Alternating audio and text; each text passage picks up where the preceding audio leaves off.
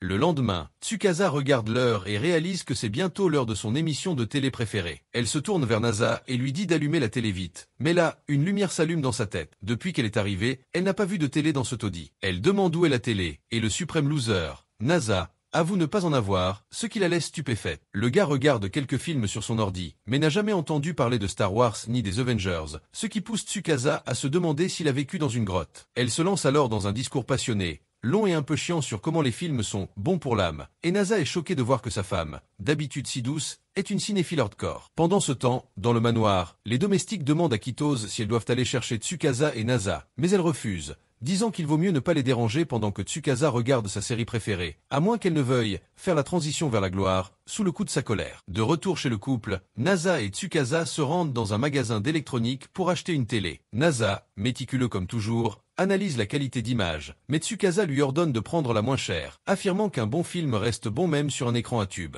Cela met Kanami, qui traînait dans le coin, en rogne, car elle trouve absurde que quelqu'un puisse être aussi ignorant pour penser ça. Elle donne alors une leçon de « relation 101 », expliquant qu'une bague est l'un des 3 objets obligatoires qu'un mari doit offrir, avec un voyage de luxe et un dîner chic. En attendant que Tsukasa finisse sa douche, Nasa voit à la télé un couple qui exhibe des fiançailles avec une bague de diamants qui brille plus qu'un projecteur. Il commence à calculer mentalement le prix de tout ça. Sur le chemin du retour, il annonce à Tsukasa qu'il va travailler l'après-midi, et il passe par un parc.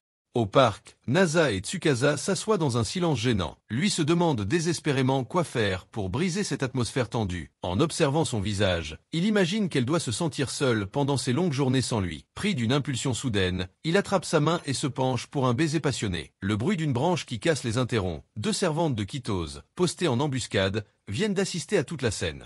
On dit quelque chose à madame, murmure la première, les joues en feu. Tu veux mourir? Faire un rapport sur ça, c'est signer notre arrêt de mort, répond la seconde en frissonnant. Rouge comme des tomates, Nasa et Tsukasa se lèvent précipitamment et rentrent chez eux sans un mot. Plus tard, dans l'appartement, Nasa enfile sa veste de travail en jetant des regards anxieux vers Tsukasa. Une peur sourde l'envahit. Et si, quand je rentrerai ce soir, tu n'étais plus là? Tsukasa, pliant tranquillement une couverture, lui adresse un sourire rassurant. Je t'attendrai, mais à une condition, que tu rentres tôt. Au travail, Nasa ne parvient pas à se concentrer. Les chiffres sur son écran se transforment en autant de visages de Tsukasa. Il réalise soudain qu'il ressent la même solitude qu'il lui attribuait. Frappant son bureau du plat de la main, il s'exclame « C'est ça, une alliance. Comme ça, même séparés, nous aurons un symbole de notre lien. » Le soir même, en rentrant, il découvre avec bonheur que Tsukasa a préparé le dîner. Pendant le repas, dans un élan romantique inhabituel, il lance « Et si on achetait une bague de fiançailles en diamant pour symboliser notre amour ?» Tsukasa écarquille les yeux avant d'éclater de rire. « Mon pauvre chéri, on est déjà mariés. Ce qu'il nous faut, c'est une alliance, pas une bague de fiançailles. » Elle se lance alors dans une explication détaillée, éduquant patiemment ce novice en tradition matrimoniale. Le lendemain, dans une bijouterie haut de gamme, Nasa a les yeux qui brillent à la vue des diamants étincelants, jusqu'à ce qu'il aperçoive les étiquettes. P. Pourquoi CCDIA coûte un rein, s'étrangle-t-il. La vendeuse, le nez en l'air, explique avec morgue. Nous ne travaillons qu'avec les pierres les plus exceptionnelles, monsieur. Nasa, toujours aussi impulsif, est prêt à signer un crédit sur 50 ans. Mais Tsukasa, avec des réflexes dignes d'un ninja, l'attrape par le col et le traîne hors du magasin avant qu'il ne ruine leur avenir. Elle lui explique qu'elle voulait juste lui montrer les prix, pas le ruiner complètement. Mais Nasa reste obsédé par cette bague. Voyant qu'il ne lâche pas l'affaire, Tsukasa l'emmène dans une bijouterie plus abordable. Les prix y sont plus raisonnables, mais toujours trop élevés pour leur budget modeste. Ils repartent les mains vides, et c'est alors que Nasa se confie. Il veut que Tsukasa ait un objet pour penser à lui quand ils sont séparés. Émue aux larmes, elle l'embrasse sur la joue, le faisant rougir instantanément. Finalement, elle le guide vers la boutique la moins chère qu'ils trouvent, où ils achètent une simple alliance pour couple fauché. Nasa se sent mal à l'aise, pensant qu'une bague bon marché n'a aucune valeur sentimentale, mais Tsukasa le rassure. Ce qui compte, c'est le sentiment, pas le prix. Chaque fois que je la regarderai, je penserai à ton amour. Plus tard dans la nuit, Tsukasa entame son étrange routine de kickboxeuse somnambule. Elle se lève pour boire de l'eau, mais au lieu de voler la couette de Nasa comme d'habitude, elle s'écroule sur son matelas, s'allongeant sur son bras. Nasa, le pervers de service, se demande si c'est le moment de lancer la scène adulte, mais il a une peur bleue qu'elle se réveille et lui mette un coup de poing. Malgré tout,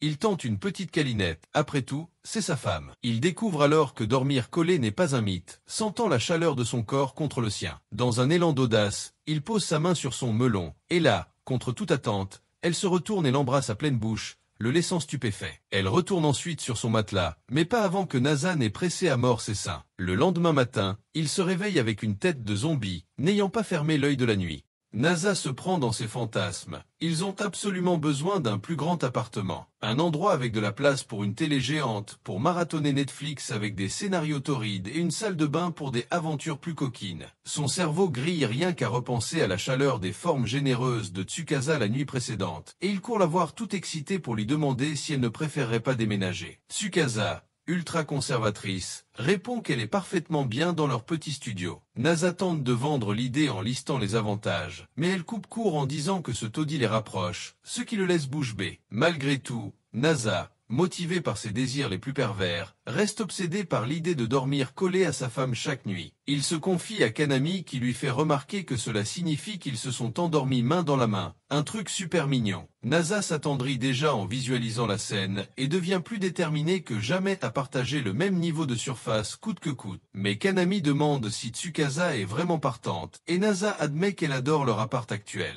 Kanami, en entendant que Tsukasa est satisfaite du taudis, déclare que la femme de Nasa est un ange car, à sa place, elle aurait déjà mis le feu à l'appart et largué ce loser. En rentrant, Nasa se creuse la tête pour convaincre Tsukasa sans la brusquer. Quand il la retrouve, il débite un discours sur les avantages d'un plus grand appart, utilisant sa passion pour les films comme Appa. Une télé géante donnerait une vibe cinéma. En réalité, il veut juste plus d'espace pour applaudir tranquillement. Tsukasa, hésitante, finit par accepter. Mais en chemin, Nasa réalise qu'ils ont besoin d'un garant pour louer, vu qu'ils ont toujours l'air d'ados qui demandent la permission pour veiller après 22 heures. Le problème, ça signifie avouer à leurs parents qu'ils sont mariés. Plus tard, il appelle sa mère et lâche la bombe, assurant que ce n'est pas si fou puisque c'est la fille qui l'a sauvé de finir en crêpe sous un camion. Tsukasa l'entend et, après qu'il raccroche, lui demande ce qu'il a bien pu raconter sur elle. Nasa avoue avoir dit qu'elle était la chose la plus mignonne qu'il ait jamais vue, et Tsukasa s'inquiète que sa belle-mère s'attende à une déesse et soit déçu de voir qu'elle ressemble plus à Baba Yaga. Nasa jure qu'il n'a pas exagéré, mais Tsukasa insiste pour rencontrer ses parents. Le lendemain matin,